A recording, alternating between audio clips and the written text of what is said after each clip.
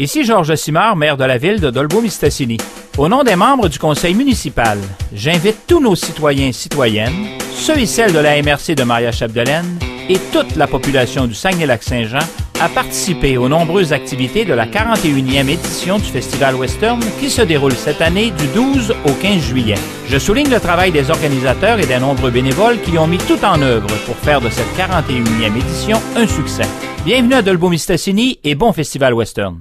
Plusieurs sujets le fun à parler avec notre collaborateur Pierre Trudel. On va parler de l'impact de Montréal. On va parler de l'avenue possible de RDS Radio. Ça va peut-être changer le milieu radiophonique à Montréal. Et également, on va parler d'il y a 30 ans. Qu'est-ce qui se passait avec le match des étoiles à Montréal. Salut Pierre Trudel. Salut Michel. Pierre, on va parler de l'impact. Je te lis sur Twitter, puis t'es inquiet, puis je pense avec raison. On s'attendait à plus que ça. Je ne sais pas s'il y a une foule de facteurs là-dedans. Là, si les gens ne sont pas rendus là. Peut-être qu'avec les vacances, ça va changer un peu. Mais on s'attendait quand même à un plus grand succès, à des salles plus complètes dans le nouveau stade cette année. Puis, malheureusement, mais c'est pas le cas. Je pense qu'au dernier match, il y en avait un petit peu plus. Il était 17 000, mais il reste qu'on peut accueillir 25 000 personnes maintenant. Puis peut-être qu'on est parti en fou avec le 60 000 du stade olympique, puis la quarantaine de mille au match suivant, tu sais, mais oui, c'est inquiétant parce que c'est en train de s'ancrer dans les traditions sportives à Montréal, puis ça va continuer, ça va le faire, mais ça semble voir un petit peu plus long que certains l'anticipaient, en tout cas, mais c'est pas le manque d'effort de l'impact. Ils sont revirés de bord, ils ont tous changé l'échelle du prix des billets, ils ont dit on s'est peut-être trompé, c'est peut-être un petit peu trop cher. C'est rare qu'on voit des formations professionnelles agir de la sorte. Et, donc en rendant accessible, peut-être tu vas attirer plus de monde, puis s'ils sont séduits par le produit, ben ils vont revenir ce monde-là. Fait que je pense que c'est une très belle décision de Charles Legendre puis de Joey Saputo de comme ça. Moi je garde confiance, mais c'est trop inquiétant là. Mais je garde quand même confiance parce que c'est un public jeune, c'est un sport en termes de popularité, c'est un sport en développement ici. Puis ils vont chercher des joueurs quand même d'impact. Et, je sais pas, mais je pense que je garde quand même confiance avec une petite réserve. Tu sais. Pierre, je vais te poser la question, est-ce qu'on s'est énervé un peu parce que bon, nous, on n'est pas des grands connaisseurs, on est des gens qui suivent l'impact, sauf que qui connaissait Marco Di Vaio? Iniesta, c'est un petit peu plus, puisque Iniesta est une plus grande vedette, là. Mais Marco Di Vaio, il n'y a pas grand monde qui connaissait avant sa venue avec l'impact, là. Les Italiens le connaissaient très bien, puis les initiés le connaissaient très bien. Les gars que je faisais, moi j'ai des amis comme Jean-Philippe Germain, ces gars-là, là, qui est le site de Soccer Plus, tout ça. Marc, j'oublie son nom de famille, de la presse canadienne, puis tout ça. Les autres, vraiment les initiés, là, qui sont dans le soccer par sa tête depuis longtemps, là. Connaissait des Vaio. Même moi, non. Je suis comme toi. Je dis, je savais pas. Je suis bien honnête. Je connaissais pas. C'est nous autres, on est le public, il faut qu'ils viennent chercher. Là, c'est pour ça qu'on faut suivre, faut voir qu'est-ce qu'on a à apprendre. Faut regarder ce qui se passe. C'est une belle acquisition. Je l'ai vu jouer son dernier match. Il n'a pas marqué, mais je vais dire une chose. Il y avait une vision du jeu, une rapidité. Une précision de passe, tu n'avais pas besoin d'être expert pour voir que ce gars-là, il était une coche peut-être au-dessus d'une coupe de joueurs dans le club. T'sais. Mais dès qu'il touche au ballon, on dirait qu'il se passe de quoi, qu'il va se passer de quoi comparativement. Tu sais, au hockey, on dit tout le temps que dès que tu touches à la rondelle, là, il nous lève au bout de notre siège. Il provoque des choses. Écoute, il a fait 3 passes à un moment donné. Si ceux qui ont su la passe avaient été modernement opportunistes, il y avait 3 buts au moins de marqués sur des passes de Vaio. Ils n'ont pas marqué malheureusement, mais c'était la perfection sauf avec le but limite. Puis lui-même va se mettre en score à un moment donné, c'est un bon marqueur. Non, c'est une belle acquisition, puis il continue à en faire là. Encore là, avec des noms qu'on connaît plus ou moins de nous autres, mais que les initiés connaissent. Mais, on va leur faire confiance, on va regarder ça en équipe. C'est ça. Puis moi, comparativement aux expos, tu sais, la semaine passée, quand ils ont annoncé la réduction des prix des billets, puis ainsi de suite, puis les campagnes, ça me faisait penser aux expos dans le temps, quand 5 piastres le hot dog, puis une pièce la bière, puis il y avait du monde, puis je me dis, ouf, j'aime pas trop ça de la manière que ça part. Mais en même temps, est-ce qu'on s'est énervé un peu poil des gens? Parce que le soccer, tu l'as dit, on n'a pas une mentalité de foot au Québec, là. Ouais. Mais c'est ça, non. Nous autres, les Québécois de souche, voilà. Ça c'est sûr et certain. On est en train de la développer. Mais ici, à Montréal, c'est une grosse, quand même, c'est multiculturel, tu le sais. Alors, tu vas dans le petit Italie, tu vas dans le quartier des Portugais, tu vas dans le quartier. Les autres aussi commencent à embarquer parce qu'il ne faut pas se tromper. Ils n'embarquaient pas, eux autres, au début de l'Impact, au début du soccer ici. Parce que c'est un sous-produit. Tu sais, les autres, le soccer qu'ils voient, c'est le soccer international. Puis je peux pas les blâmer là-dessus. Là, on est loin du soccer international, mais tranquillement, le calibre augmente. Et tranquillement, même s'ils sont en fin de carrière, s'il leur reste peut-être 2 ou 3 ans de carrière, il y a des joueurs qui s'en viennent ici, qui sont encore supérieurs à la moyenne, puis qui attirent l'attention sur le circuit qui existe en Amérique du Nord, qui fait que c'est comme des Thierry Henry et compagnie, comme des Beckham. Beckham, c'est sûr qu'il y a une grosse question de finance là-dedans, plus que d'autres choses, là. Mais quand même, le nom de Beckham a attiré l'attention sur la MLS. Fait que, tout ça va s'additionner à un moment donné, puis ça va passer. Tout le monde va être ensemble, là, puis ça va passer. Mais là, je vais te poser une question, puis je sais que tu ne l'aimeras pas, puis on n'est pas de la même avis là-dessus. Je te lis sur Twitter, puis on n'est vraiment pas, on commencera pas à parler de ça. Sauf que toutes les histoires de carrés rouges, le climat malsain qui joue à Montréal, est-ce que le tourisme à Montréal, le tourisme québécois, le tourisme américain, est-ce qu'il y a eu des campagnes de dire je me rappelle l'ambassade américaine recommandait d'éviter Montréal. Est-ce que ça a un lien sur l'impact? Ça a été de la merde, finalement, cette histoire de carrés rouges. Des épouvantails à moineaux. C'est sûr qu'il s'est inquiété pour le tourisme un peu à un moment donné, mais t'allais dans les manifestations pacifiques le soir, puis tout ça, il n'y avait plus de carrés rouges, il y avait des casseroles, puis les touristes embarquaient dans le party, tu sais, ça fait que le tourisme n'a pas souffert vraiment à Montréal cet été, malgré toutes les campagnes de peur qu'on a pu faire, tu sais, à cause des petits carrés rouges, là, tu sais, qui est devenu un symbole de terrorisme. C'est tellement de... Puis là, je te dis pas pour ou contre, moi je porte rien, je veux dire, tout ça. Mais je sais pas, ça a tellement été grossi, c'était un scénario, là, mon cher, moi j'en reviens pas encore, là, tu sais, puis mais pour revenir à la question du tourisme, écoute bien, là, il y avait des raisons. S'il y a eu moins de monde à des endroits, je le sais pas. J'ai pas vu le bilan final de la Formule 1, mais je peux dire qu'il y avait du monde quand même aux 3 courses. Malgré, c'est sûr qu'il a fallu des règles de sécurité rigides, parce qu'on craignait. On avait créé un sentiment de peur, alors donc on prévoyait plutôt qu'autre chose, mais il n'y a même pas eu un semblant de menace. Mais c'est l'information qui était faussement rapportée. À un moment donné, il y a quelqu'un qui était arrêté à l'entrée du Grand Prix de Formule 1 parce qu'il y avait des armes blanches dans son sac. Merde, c'était des canettes de bière. Ouais. Tu sais? Mais c'était pas ça dans les médias pis tout. Mais c'est sûr qu'il y en a. Regarde le Festival du Jazz, c'est déroulé d'une façon absolument extraordinaire. Pas d'intervention, rien. Regarde, le Festival de l'humour a commencé hier. Roson qui faisait paniquer le monde. Je pense pas qu'il y a eu de problème dans les rues hier dans... Mais ça l'apporte quand même, Pierre, il faut que tu le reconnaisses, un certain climat, peu importe que c'est de la merde. Roson l'a alimenté lui-même le climat sur Twitter. Il s'est rendu malade à un moment donné son affaire.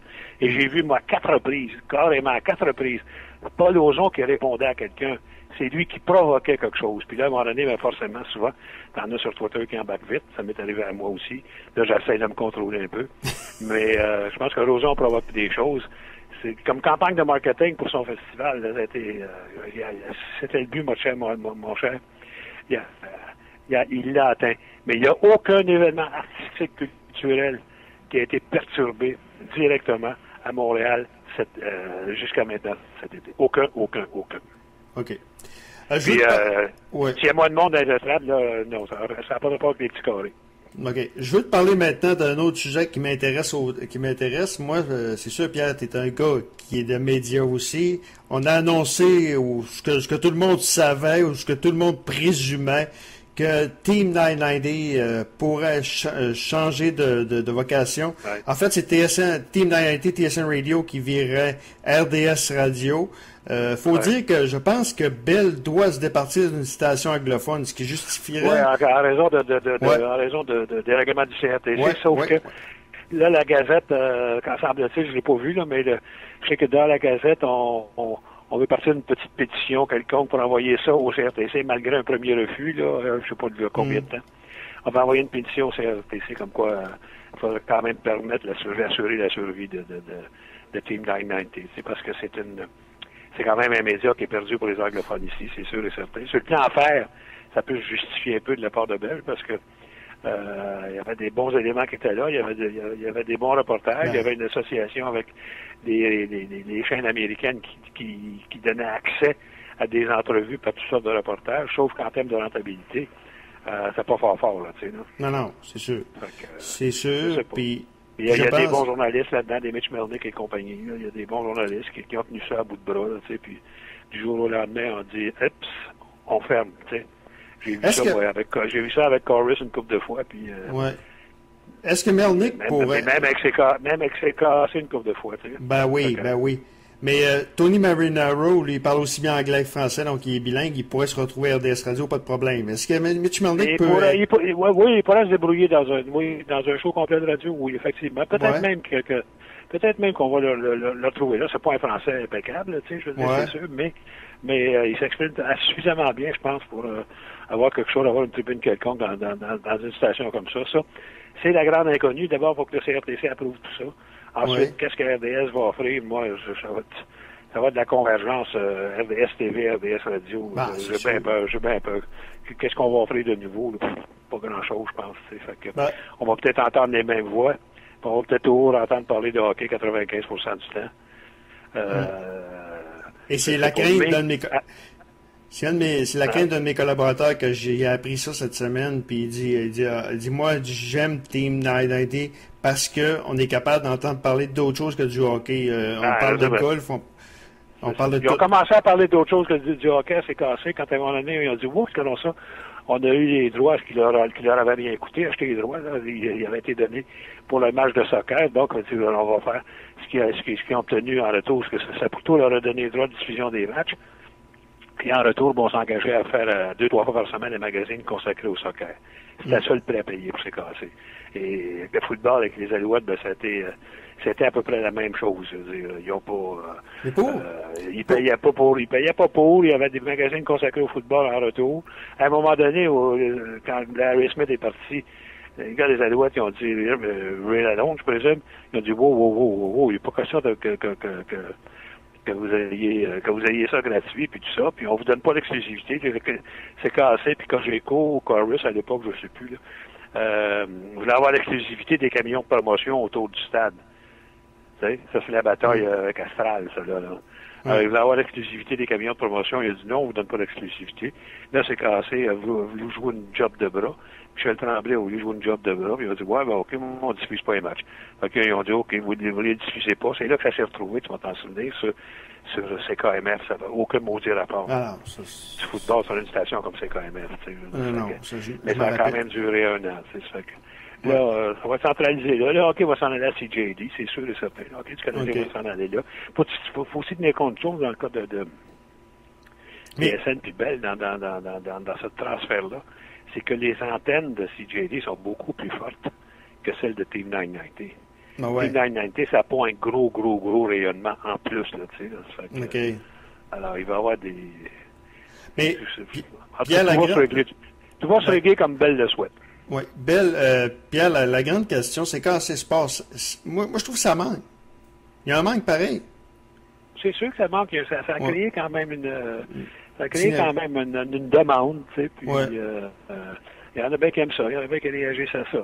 C'est toujours quand c'est parti que on dirait regardant ça, on avait développé une certaine habitude, puis tout ça, là, tu sais, ça fait que... je sais pas ce qui va se passer là, même en français, je veux dire, Jean-Charles Lajoie qui à un moment donné occupait les zones d'une façon exhaustive, puis qui là faisait son commentaire au 98.5, avec Benoît Dutrisac, etc., qui animait les fins de semaine, le Bonsoir des sportifs, les amateurs de sport. Mais là, il n'est plus là. Il a quitté. Il a quitté pourquoi, je ne le sais pas. Est-ce que c'est lui qui a quitté, je ne le sais pas. Mais il ne quitte pas pour rien, lui, là. Non, c'est sûr. C'est sûr. Puis ça va faire une bagarre, je pense. Tu me l'as mentionné en dehors des ondes ce matin. Il faut s'attendre à une bagarre entre RDS Radio et et le 98.5 pour les droits de diffusion du Canadien qui se terminent, je pense, en 2014. Oui, il va y avoir une bataille, c'est sûr et certain. C'est dans les règles. Comme j'aurais souhaité, moi, on a eu une bataille, moi, TVA Sport et RDS pour les droits du Canadien, mais c'est pas là que ça va jouer pantoute, là, mais en tout cas. Puis RDS, l'argumentation qu'ils ont pour les droits du Canadien, c'est toute la machine TSN, là, tu sais. Ouais. Même ESPN, tu peux embarquer ça là-dedans, c'est toute la grosse machine. Tous les gros contrats, là, puis le monopole que tu vois à RDS, c'est assez évident. Ça a tout été négocié par TSN. Ben, c'est sûr. Point final. Et quand TSN va chercher quelque chose, belle média, belle globe média, quand ils vont chercher quelque chose, ça comprend automatiquement RDS en français. Mais tu parles d'ESPN. Même pour les Jeux Olympiques, ça va être ça. Ouais. Tu parles d'ESPN, Pierre. Je pense qu'ESPN est propriétaire minoritaire de TSN, hein?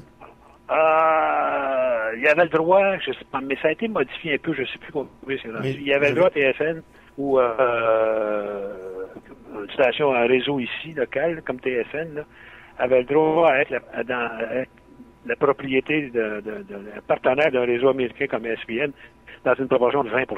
Oui, c'est ça. Parce que le sens mais je pense que c'est peut-être rendu un petit peu plus maintenant. De toute façon, c'est tellement hypocrite, ces choses-là. L'identité canadienne, mon œil, là, tu sais. Parce que de toute façon, tu regardes le football de la NFL, CSN ou Sportsnet, c'est les Américains qui sont là. Ouais. Basketball, c'est les Raptors des Raptors, c'est les Américains qui sont là. Tu sais, ça fait que, baseball aussi. Tu peux ajouter à part le baseball aussi. Tu te bâtis une belle programmation avec ça. Tu sais, ça fait que, En terminant, Pierre... Il y a toujours, juste très rapidement, pour les égaux, là, il y a toujours, à un moment donné, dans ces affaires-là, ce qu'on appelle une fenêtre exclusive de négociation. C'est-à-dire que de telle date à telle date, avant l'expiration du contrat, les détenteurs des droits négocient avec, mettons, le Canadien ou quelque chose de genre, et ils ont l'exclusivité de la négociation, de faire des offres. Si ça marche pas à telle date, là, à ce moment-là, la compétition peut embarquer. Mais ça se fait dans tous les sports. Je pense que j'avais vu ça dans la NBA. Il y a eu des ententes qui ont été faites. Je pense, je ne sais plus dans quelle occasion avec RDS, mais c'était pas le Canadien. Là, mais il y a eu des ententes qui ont été faites avant même que les droits. Dans cette fenêtre-là de négociation, je pense que c'est dans le cas du Canadien, parce que c'est Radio-Canada qui n'avait même pas eu l'occasion de faire une offre. Ah. C'est sûr. Ouais, oui, c'est le Canadien. Oui, c'est le Canadien parce qu'on avait dit à l'époque qu'on était intéressé à ramener le samedi soir le Canadien. Le hockey, ça, ils l'ont offert ils l'ont offert à RDS, ils l'ont offert à Jerry Frappier, le président je me souviens, il m'en avait parlé à l'époque, mais ce qu'il fait, puis Frappier était d'accord. Frappier, il dit, oui, vous pouvez diffuser les matchs du samedi avec nous autres si vous voulez, mais vous ne touchez pas aux revenus publicitaires, ça nous appartient. C'est là que ça a foiré. Oui, effectivement. Dernier point, Pierre, je veux te parler rapidement. Il y a 30 ans, on a parlé avec Jacques Doucet cette semaine. Il y a 30 ans, c'est jour pour jour. Maintenant, c'est aujourd'hui. Montréal recevait le match des étoiles. Jacques Doucet, je parlais avec Jacques, puis il disait que c'est un de ses meilleurs moments de sa carrière. Et mettons que 30 ans plus tard, ça a bien changé. Hein? Oui, je comprends. Non, c'est pas pour le mieux, là. Non, mais ce qui s'est passé, ce qu'ils ont fait à Montréal, les expos pour ce match des étoiles-là, je veux dire, c'est resté pas mal dans les annales, tu sais. Ils ont organisé toutes sortes de trucs avant. Les gars rentraient des estrades dans la noirceur. Ensuite, c'était pas le concours de coups de circuit, mais c'était un petit peu ça, la plus longue balle. Donc, c'est peut-être l'ancêtre du concours des coups de circuit qu'on voit maintenant au match des étoiles. Puis, t'avais quand même 4 expos là-dedans, qui étaient là. Non, ça avait été une très, très, très belle fête. J'ai encore un souvenir de ça chez moi. Moi, il avait mis des bâtons authentiques du baseball majeur à je sais pas quelle quantité de commentateurs et de journalistes, avec une petite plaque en acier, puis ton nom dessus. J'ai encore ça à la maison, là, tu sais. On garde ça précieusement. Mettons que ça a bien changé, puis ça prouve à quelque part que Montréal a déjà été une ville de baseball. Puis si on n'aurait pas scrappé le marché, je pense que Montréal serait encore dans le... Ouais, ça, on avait pas eu un crosseur comme Bud Selig, puis avec ses 2 millions, les Lauria et compagnie, puis si peut-être on avait peut-être parvenu à construire un beau petit stade comme on nous l'a laissé croire, au centre-ville, en bas de la rue Peel, c'était l'endroit idéal pour le faire. Ben oui, il y a Montréal pouvait faire vivre une équipe de baseball. Parce que sûr et certain. Je regarde Tampa Bay, qui a toujours eu des bonnes équipes, qui n'ont jamais eu le corps de ce que Montréal a vécu, comme puis qu'il y a à peu près 17 000. Miami avec l'Orient, là, cette année, OK, il y a un nouveau stade, tu vas peut-être, si tu gagnes, ben, tu vas avoir du monde, puis tout ça, mais ça survit pas. La survie du baseball, ben, du sport n'est pas si facile que ça aux États-Unis, pas si facile qu'on pense, tu sais. Donc, c'est vrai qu'il y a bien du monde. Moi, les vraies villes de baseball, ben, c'est New York, c'est Boston, puis c'est Chicago, les Cubs, tu sais. Ouais. Tu peux ajouter Los Angeles aussi avec le Dodgers. Oui, effectivement, quoique même là, c'est moins. C'est vrai que le stade contient plus. Tu peux ajouter Saint-Louis aussi. Saint-Louis qui est une ville de baseball. C'est ça. Mais c'est pas des salcombes à l'année, tu sais. Non. Ben, Pierre, gros merci. On s'en reparle bientôt. OK. Voilà, donc Pierre Trudel qui commente l'actualité sportive.